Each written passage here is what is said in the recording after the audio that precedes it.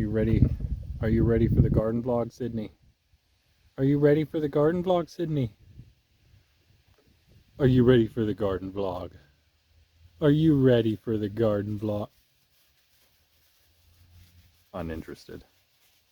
Hey guys, what's going on? Randy here with Academia Christi. Here on October the 24th, after our first close frost, it was like 30, just on 32. Had all our plants indoors, had our row cover up. In fact, the row cover is still up. I'm gonna go take it off during our video here. This is gonna be our garden vlog. I'm gonna kind of go through quickly. I'm gonna try to do these in like a half hour edited. So anyway, here we go. Yeah, everything just brought out of the porch and garage here. So, and actually, and as you can see, they're looking really nice. Seems like even the ones on the porch, this one, yeah, this one was on the porch. You can see really doing just fine. Now we're up into, right now, probably mid 60s, maybe getting close to mid 60s. It's supposed to get toward almost 70 today, the rest of the week for an entire week. So this stuff is, it's going to be outdoors a little longer. So that's cool. Got our habaneros here that are, again, everything's looking just fine. The stuff that was out here though, not quite so maybe. I would maybe even use some of these pots with the dead flowers in them for perennial overwintering, some of this perennial stuff. If we can maybe resurrect this stuff here, maybe some of this grass, those again are going to go in. So yeah, it's going to be a bit nice for the next week, and so everything is going to be out here for a while, and hopefully that bodes well for everything in ground. We'll see how they fared in a second here, but again, yeah, everything here looking good, and it was just fertilized a few days ago. I should probably dig this fertilizer in.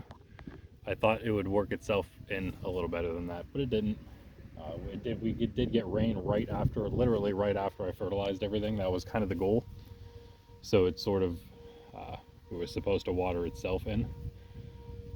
Have a couple here that were already not looking great, specifically the Big Jim, Numex Big Jim here, actually not looking much better. And I think I even had this in the garage along with perhaps the Cubanelle here. I think I was trying to keep the ones that looked the worst in there. This Santa Fe Grande might have not been though. This might have actually been on the porch. Anyway, yeah, for the most part they're looking fine. It would have been nice to get these because we haven't had any, well, we've had a Santa Fe Grande, we haven't had a Cubanelle or a Big Jim yet, although we have some in the back. We'll see. Not Big Jims, actually. The Numex Big Jims probably did the worst. All these are actually looking really nice. The Thai specifically was one of the ones on the porch, and it is looking fabulous still. Really happy with that. Charleston Hot as well. This is by far our best Charleston Hot. It's the only one I think that actually had peppers growing on it. It has several now, and they are looking fine. We're actually going to have enough room to overwinter as much as we want. The question will, however, be which ones we want to continue into the early winter with indoors to fruit. And that's basically just going to be all the ones that we haven't tried yet. Here's some orange habaneros looking kind of nice. These are all our hottest hot ones. Naga Viper, 7-Pot Jonah, neither of them doing a whole lot right now. Naga Viper just starting with some fruits. 7-Pot Jonah barely flowering. Again, they're going to be really held up by the weather, hoping that now the weather is going to perhaps kick them back into gear just for a moment, hopefully. We did have a pepper on here, and now, oh, there it is. I was getting worried that it was something to do with this, but apparently not. It's right here. It's all good. We did spin it, which is the problem. Let me spin it back. There we go. All right. So there they are. Still nothing quite yet. Ghost peppers here, but close. Sorry, folks. Don't get to see me burn my face off just yet, but almost. These are 1 million Scoville, and well, it can get up to just over 1 million. It can get to about 1.2 million. Our 7-Pot Jonahs, and 1.4 for the Naga Viper. our 3 hottest. Anywho, here are the rest of the stuff. Again, just various peppers that were either in the garage. I think all these were in the garage, these second round of the hydroponics. These 2 basil were actually on the porch. The sweet basil is continuing to look horrific as it just dies off for good. I don't think we'll be able to. Maybe we can cut it back and perennialize it. We'll find out.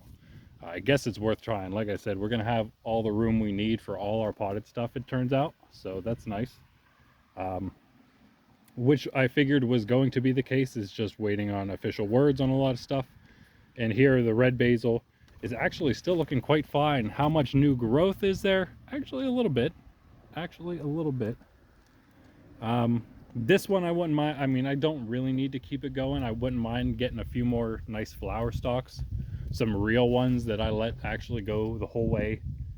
I want to try to collect some of the seed from this. I would really like to propagate my own. Again, if I have the room, which it seems like I might. I kind of joked about doing enough by seed that I could actually sell some plants early in the year. I might actually do that, especially with things like this. And just tell people, yo, perennialize that thing. Put it in a nice size pot, bring it indoors in the winter, keep that thing for years, and then come back for another one after a bit. Yeah, here are our beautiful earliest, our very first pepper, our nice jalapeno. That's gonna hopefully go for 5 years if we're lucky. Same with our maybe Gen 2 cayenne here. Still not positive what I'm gonna do. Maybe I'll just, I mean, it's just the one in the pot, so I figured I'd keep it going. Get our Gen 3 cayenne, see how many generations we can go. But again, I don't know how much it'll affect the peppers coming out themselves between the one growing in the pot and the one that's the same, from the same seeds that are growing in the garden, because the seeds from those peppers may actually be different because of their growing environment. I assume that has something to do with the way plants will naturally adapt to their environment, like everything naturally adapts to their its environment. Another perennial thing here, our Thai basil that we're working on, another perennial basil I should say, our Thai basil. The only one we have actually seeds of this because we bought the seeds. So we can do more of that, and we will be. This is just the one that we had, and I'm gonna see if I can actually end up overwintering it and getting it started early next year. So I'm going into a lot of detail with these. I won't go into any more detail other than to say I just bamboo staked these 2 suckers, my pretty little fish pepper and my pretty little bigger ají limon, capsicum baccatum, lemon drop pepper. Look at that little nice fellow. We actually have one of these we picked, not quite ripe, from the back, just so I could taste it. Haven't done that yet, but that video will be shot soon and then posted soon after this one is, so be on the lookout for that. See, I noticed that's the bottom branch tied to the top branch. I couldn't get it tied to the main trunk, which was my goal. I was trying to just reuse a piece of that. Hopefully I don't lose both of them, because the bottom one started breaking. It's tied there, you can see, to the one right above it. I didn't have a string long enough. The one that I broke, I tore one of those strings off, and it wasn't quite long enough. I wanted to use it somewhere. It wasn't long enough to get there to the trunk, so I just tied it there. Hopefully it won't break the other one. But this one was breaking, and so I had to tie it up, and I have a sneaking suspicion that it's the same thing that happened to the one right there on this side. Apparently gravity just took it off. So that's unfortunate. It's staked now, double tied, and the fish pepper is looking nice. It actually has a few more that are ripening. You can see, just look how gorgeous. I mean, not only is it pretty and it still looks nice, but look at all those peppers all over it still. It's one of my best producing for sure. And again, it's one of the ones that was actually done the right time. Oh, I guess it was kind of early comparatively. And it wasn't a small pot for a while, so maybe that does attest to the fish pepper itself. Here's this guy. It looks like the same one coming right back around, doesn't it? This happens often though. I never know what they're doing. Anyway, yeah, just one of my favorite peppers. really attests to the greatness of fish, in my opinion. People say it's good for a lot of things. I've only just tried it raw so far, and in some things, but also just raw that way too.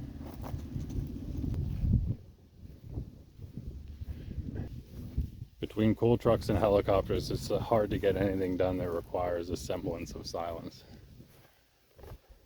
Here, this is, I think, a good gauge as to how my cold sensitive things are going to be doing. My uncovered potted tomatoes, the pots aren't going to be able to handle the cold as long as the ground stuff will, I believe. That's how it works. So these should be some of the first things to go. And again, tomatoes and peppers both like really warm, and so there's that. But these, yeah, they do seem like they're dead. I don't know if anything's gonna happen with these. I guess you can probably maybe, I don't know if you can do something with these unripe things or not. Bodacious beefsteak, those came out nice enough, I guess. Looks a little rough, but it's fine. It's fine. The Brandywine Red, whew, it's a beast. I do really feel like now that we have the space, I feel like I might, and they don't look far enough gone. Again, it was only 32. It didn't get too bad there. And it would have only been for a bit, so who knows what the temperature of the soil really was. They still look alive enough, the Brandywine Red and the Cherry, that I might cut them back now that we have a week to think about this and I have the space to do it. I think I might actually cut those back and overwinter both of those. So I think that it would be pretty cool to have a few, just a couple tomatoes started super early in some pots, like a bunch of our peppers will be. But yeah, that Brandywine Red actually is still looking great. I don't know how far we would cut it back. I think maybe we cut it maybe around here, and then I don't know how much. I think you'd keep that and maybe a bit of these two prongs, and that's all you really want, I'm pretty sure. The Roma is done. We actually haven't been out here to pick these. I really need to come out and do that, like today, right after this. Looks like I may have a lot. Nope, it's still on there. They're all still on there. This Roma did really well, probably one of the best, but the Cherry was by far the best. It's actually dropping its fruits now. That's fine. Those are still okay. And yeah, I guess it is time. It's telling me time. The end of my days has come, but it's okay. It has just been shocked for a moment. I will hopefully be able to bring it back to overwinter it. And again, this thing has this crazy branch on it, so we're gonna have to, well, this is one of the lower suckers, and so is perhaps this one that's actually the one tied right here. Big one running down, so we'll just have to cut those. Again, tons of cherry tomatoes still coming on with this one. Oh yeah, we did pluck the end of this thing, I think, so that was all done. But yeah, still like has some green leaves on it. So, and we had one day that went to 32. We may have had another night, the next night, last night, it was like 34 maybe. So it did get pretty decent during the day, so everything would have warmed back up. That's one, I guess, benefit of the potted things. So they'll warm up quickly as well as cool down quickly, because there's just not a lot of volume there to deal with. But yeah, all the tomatoes done, so that's probably a good sign that everything else will soon follow next week whenever it happens again in multiple days in a row. Then everything will be done. Will the ground cover hold up? Let's find out. I figured I'd take a look quick at how these potted strawberries are doing. I'm gonna actually bring these in next time, but it would be smart. I think I'm gonna, obviously they're perennials, so, well, perennial-ish, they're like triennial or whatever. I'll bring them in so they can survive the coldness that's coming. But it's nice, I'll be able to clean all my early spring garden stuff up for next year. That'd be cool. Super excited. Not for the cleaning for next year, but super excited to get started for next year, to be honest, which won't start, it sucks. Maybe late February might be the earliest I can get going.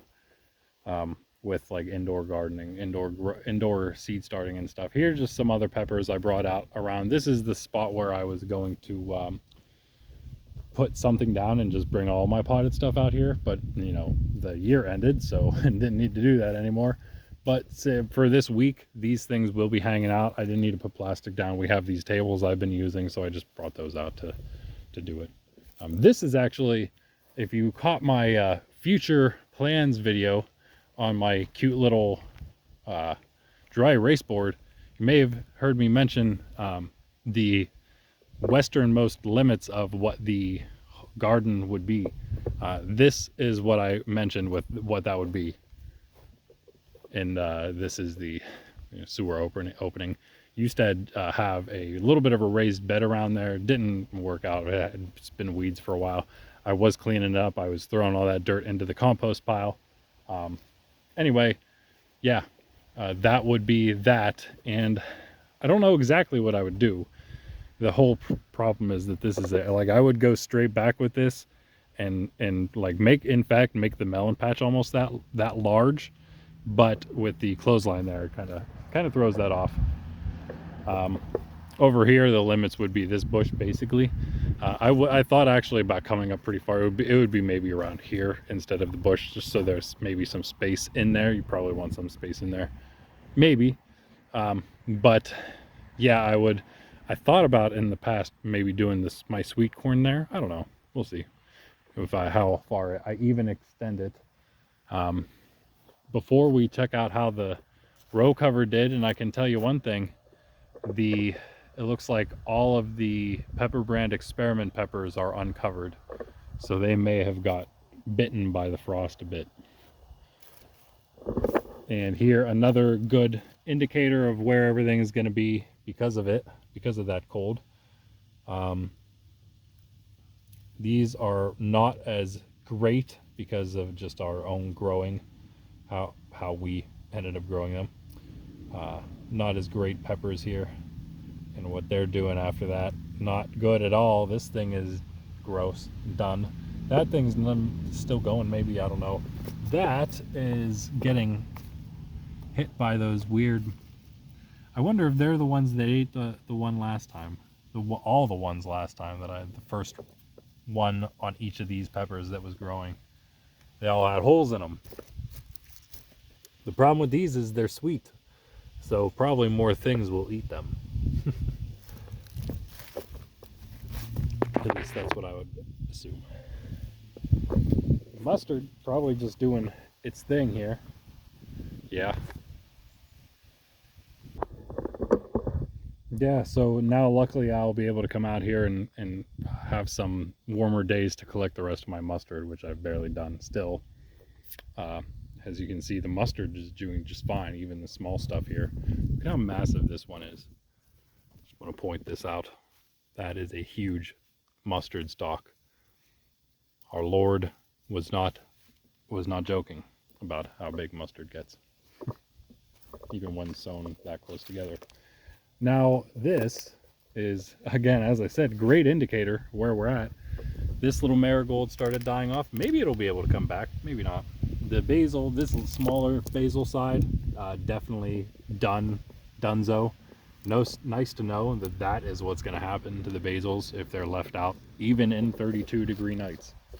One 32-degree night, maybe two 33-degree nights. The peppers are big old beautiful cayenne. Oh, I don't know, guys. It might be done. I don't know. The tops are getting like soggy for some reason. It might have something to do with those suckers. I don't know. We lost so many of these things at the bottom from like slugs, maybe? I don't know what is eating them. Slugs, I think.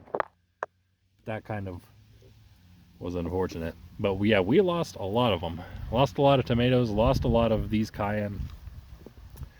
We still have a lot, though, don't worry. We still got a ton. It just makes me wonder how many we really would have ended up with. Still got a couple big weeds in here, too. Like this one. And try not to spill too much mustard seed either. we're gonna spill a bunch. That's already happened. So, oh gosh, and this ivy is the problem because the ivy wraps around the mustard seed stalks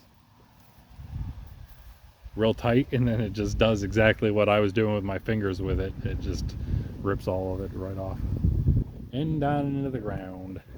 But that's okay. Maybe we'll see some more mustard once we clear this out. Jalapeno is obviously going to be done too in here. We'll see how many of those we actually ended up with. The lavender is still looking really nice. Look at this lavender, man.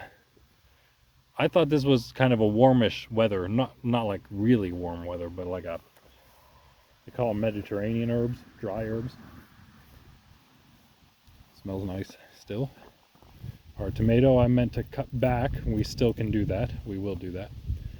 Again, even the big marigolds, took a big shot there, but this one still does look kind of alive. Look at those green stems. I mean, it might be able to recover because it's got a week. It's got another week now to chill. Well, or to not chill, I guess. Those peppers should be good. A good bit of those. It really looks like a sustainable sprout, so I am led to believe that it was the cutting from one of the sustainable sprouts. Even our big old basil here. Now this is a little sad to see, but this is good to see. Maybe. I honestly can't tell what exactly. It still smells decent, actually.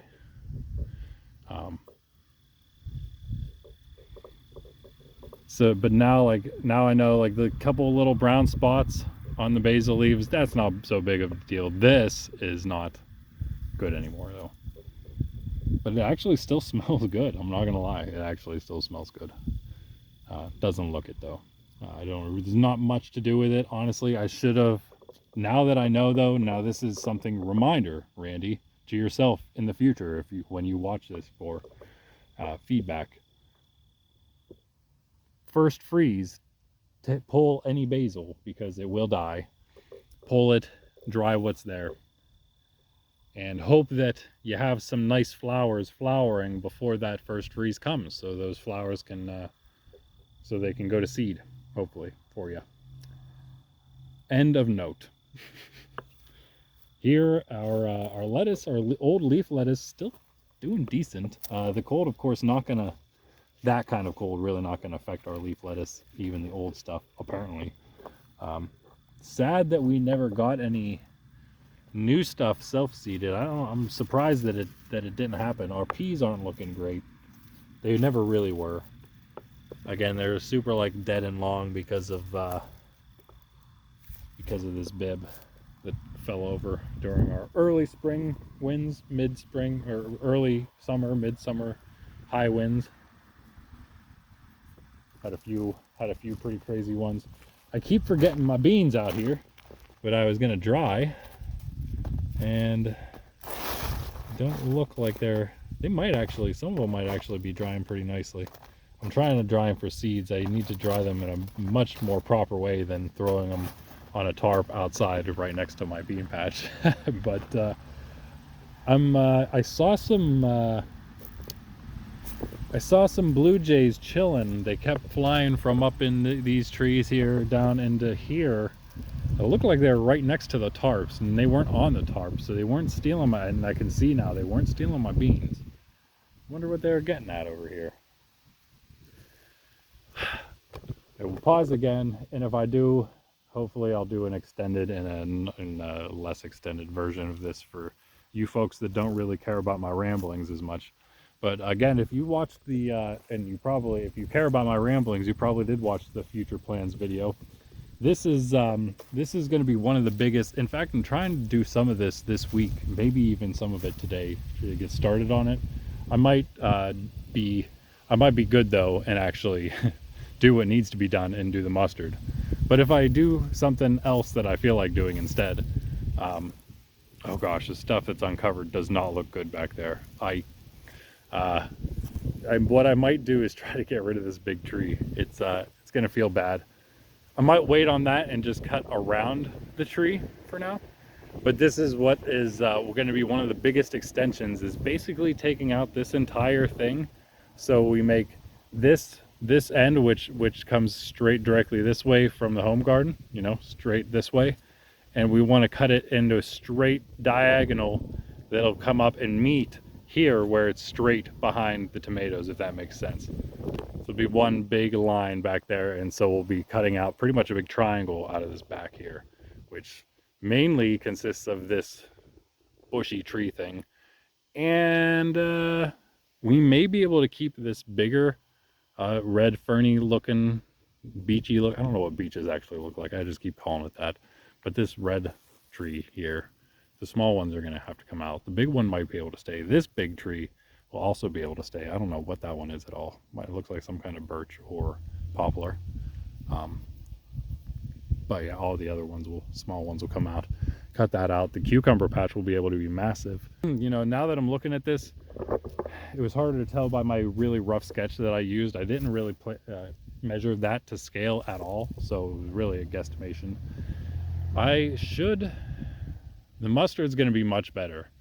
I'm going to leave a bit of a path, but if I only have 4 rows of interplanting to do here, that'll probably only run me to, I mean, we'll just take into consideration how much the lettuce is, you know, and we'll probably have to do some more lettuce somewhere else, because I want more lettuce than just basically half a row or 1 row, whatever it'll be. Maybe if we think of the interplanting as like that, so it'll take, I don't know, like that lettuce will be like 1 row plus path plus more because of it being toppled over. I don't know, we'll say that it comes to, honestly, by the end of the tarp here, I would hope from the beginning of the lettuce to the end of the tarp, I would hope to have enough space for 4 interplanted rows, which would be like, you know, 4 thick rows pretty much of all the different the variety of things that aren't market garden stuff that I'm doing, and not other things like the big peas beans patch, which will take the tomato patch over, and then so that's actually going to leave me a load of room, I hope, somewhere. I think it will. Ooh, maybe it won't, because that does end up, if it comes up to the tarp, that ends up giving me a nice path that runs straight to where the cucumber patch would start. So that was I was almost perfect to scale, I'm not gonna lie, on my whiteboard, which does mean, like, if I wanted to use that as a corn patch, I kind of be cheating. I don't know. I still gotta I'll be working out some kinks. Be sure to comment on either this video or that future plans video on what you think I should do, because what it really comes down to is the crop rotation and what my cycle is exactly going to be, and if I can sneak in some corn somewhere, basically, is really one of the things I'm thinking right now. One of the things that's up in the air. What's up in the air is really what exactly I'm going to be doing in this patch here. And it does seem, chances are, it's not 100% yet, but chances are the garden patches or the market garden patches will be somewhere else, not at this property, but a different property next year, which is okay. That's fine. We'll see. We'll figure out how exactly we'll swing that. But for now, we are going to work out some stuff here. And one of the big things I talked about in that future plans video was opening up this patch, or this field, this weedy area, going back to the middle there between those pines. That's another thing I'd like to kind of work on a little bit this week, if I can. It's not really that big of a deal, because it's just going to kind of get more overgrown. Although, you know, I'll probably end up just sticking to working around this little triangle area and working out around the compost there that got overgrown over that direction, way in the back. And I'll probably leave this for early spring, late winter. All right, now let's take a look at some disappointment, is what it's going to be. Looks like maybe we saved the last couple rows in the first couple rows and blew off the middle 2 rows here. And similarly, most of the peppers were good except these middle peppers back in the back here, which again are my three rows of the pepper brand experiment. Let's see how everything else fared. Let me get this stuff off, and we will take a look. Say some prayers.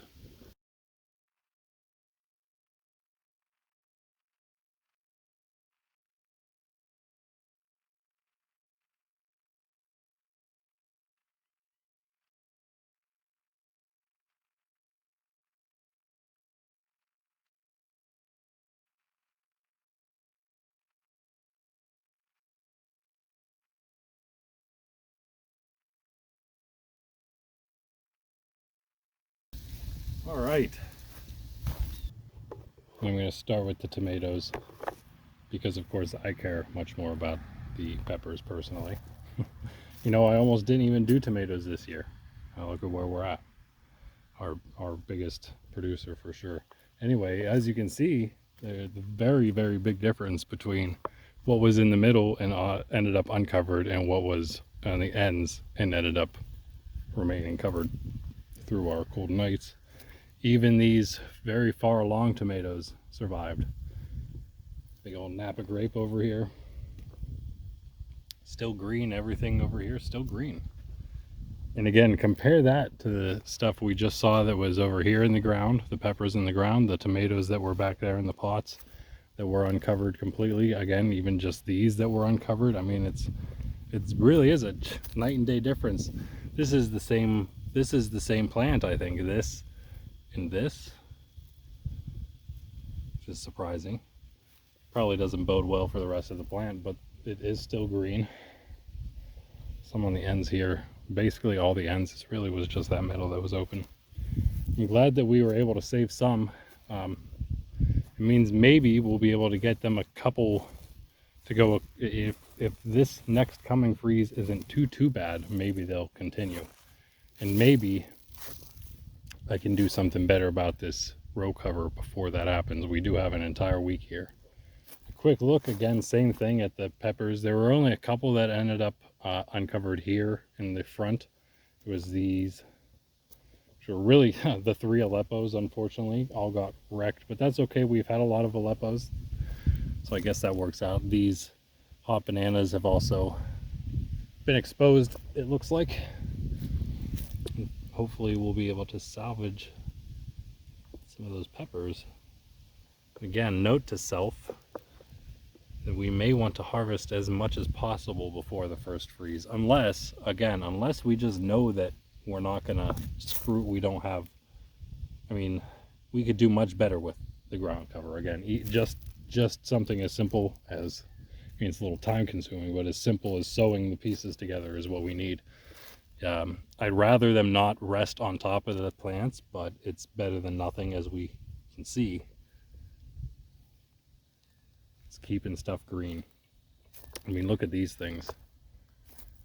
The tops, maybe I have to recant that last statement, because the tops of these are looking a little soggy, and I'd expect that's from the ground cover laying on top of them.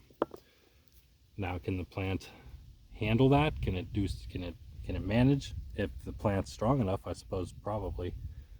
Are these plants strong enough? That's a whole another question. They are alive. Again, the ones that were covered. Let's see if we actually have anything more ripening here. I think we did. I don't know, we didn't take a Cubanelle yet, so we could take one of those. At some point this week we will be. Definitely before the next freeze. Anaheim chili, this thing's still looking good, I guess. Plants, not so much. Hey bud, I just uncovered your stuff for you. Check them out.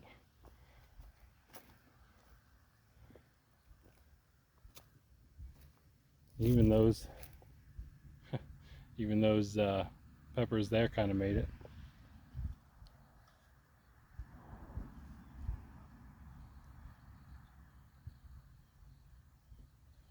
Yeah, it's unfortunate. Looks like maybe the end of the pepper brand experiment prematurely because of them getting uncovered here.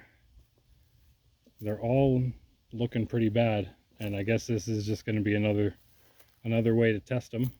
What ended up surviving the cold the best? And I would say none of them.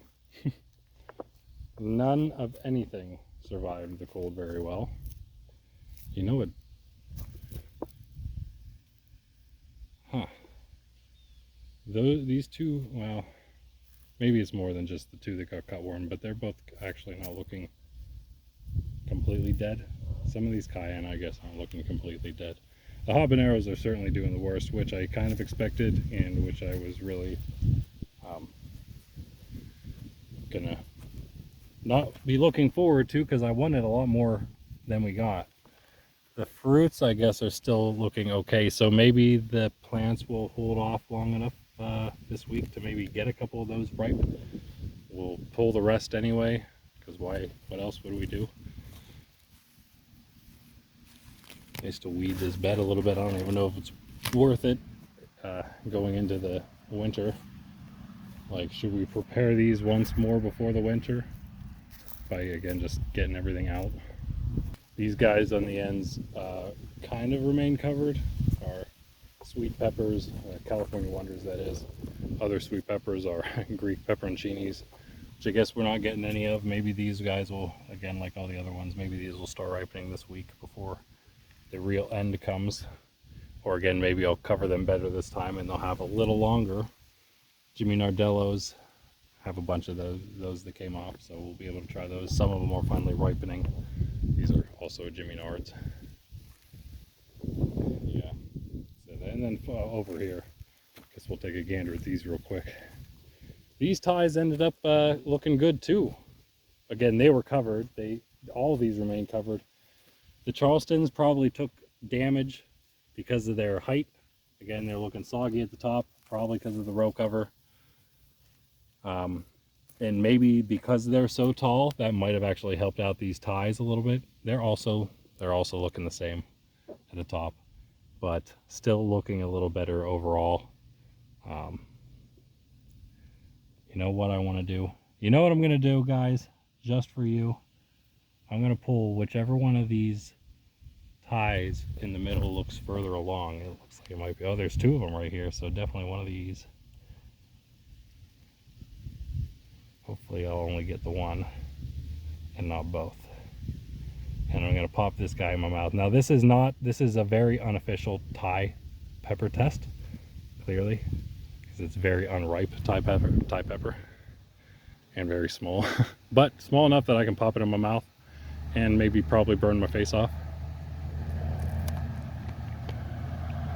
Oh, pretty hot.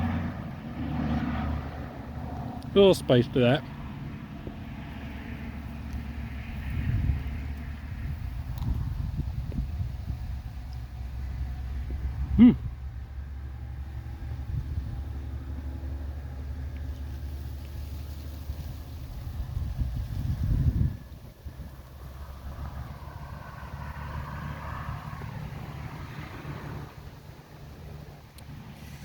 Oh.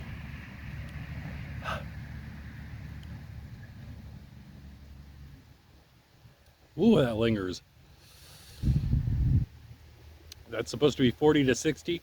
The cayenne's 30 to 50. Oh, making me hiccup. That might be the empty stomach more than anything. Whoa.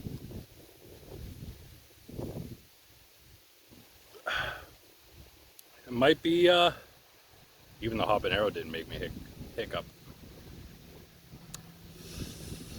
But it's not like super hot. Oh.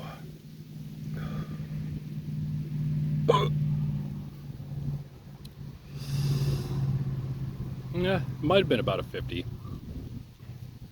Definitely in the 40 to 60 range, I'd say, around a cayenne. Maybe a hot cayenne, maybe not quite hotter than that. I like the taste though. I love that every pepper almost has like its own taste. It really does. I mean, there's gonna be varieties that come closer, some that come closer than others, but yeah, for the most part, they all have their own taste. Anywho, whew. back to wandering the peppers. Oh man, that was pretty amazing. I really like that. I think this is one of these banana peppers. Oh, one of these. These are cayenne actually. It's a banana pepper from that plant, I guess. Another one bites the dust. I don't really want to keep that. Although, let's keep it because we have another one that has these spots. And we kept it. Probably going to go bad, but whatever. Keep it anyway. See what it does. It's just good to know, right? I'll mention last here, these habanero, they're not looking good at all. Not really any. The reds are kind of okay. These yellows aren't so bad because again, they're mostly all these were covered. They're just, again, they're habaneros. So these two, I don't know what happened to these two specifically. That's the last yellow, and that's one of the first ghosts, or the first ghost, I guess, if you want to say. These two ghosts, not as bad. But still not doing anything. Not gonna do anything at this point. Not gonna be able to. Not gonna be able to. Yeah. That's that. That's that. Yeah, but anyway, yeah, that is that. Melons are all done. One on the very end there, I picked it because something started eating it. Wasn't even ripe. But yeah, even the watermelon all dead. Look at this one that was climbing, it's completely brown. Well, getting there at least. Pull that out. Nice try, watermelon. Nice try. It's my fault more than anything. This patch reminds me of Lord of the Rings because I was listening to Lord of the Rings. I think specifically the end of the Two Towers when I was digging all this out. Anyway, that's it for now. I will catch you guys soon.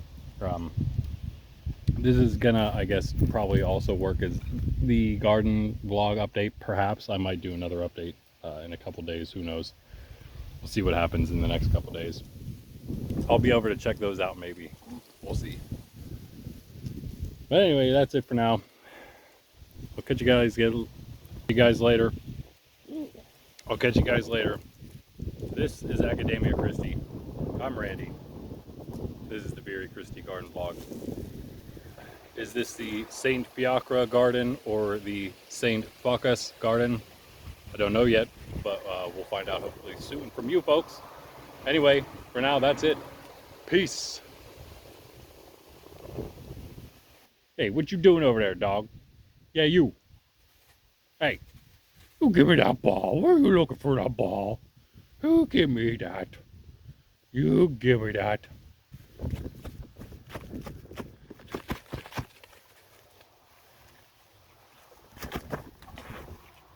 Yeah. You better run.